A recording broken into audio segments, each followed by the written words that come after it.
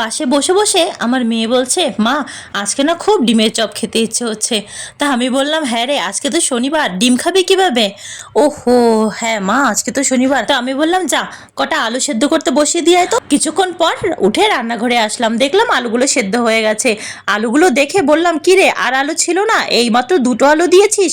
আরে মা আমি ভাবলাম দুটোতেই হয়ে যাবে, একদম অল্প একটু আলু হয়েছে। তো সব মশলা দিয়ে আলুটা ভালো করে মেখে নিয়েছি।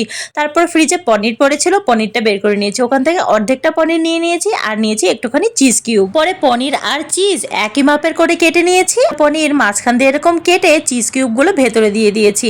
তারপর আলুর ভেতর পনিরের পুরটা ঢুকিয়ে একদম ডিমের মতো শেপ দিয়ে নিয়েছি।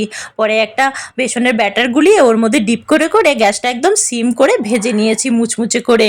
আর কিছুটা আমি খালি পনিরও ভেজে নিয়েছি। পরে মেয়ের সামনে প্লেটটা দেওয়াতে মেয়ে তো একদম খুশি হয়ে গেল, ডিম ছাড়াও ডিমের শেপের চপ। তো চলো আজকে টাটা।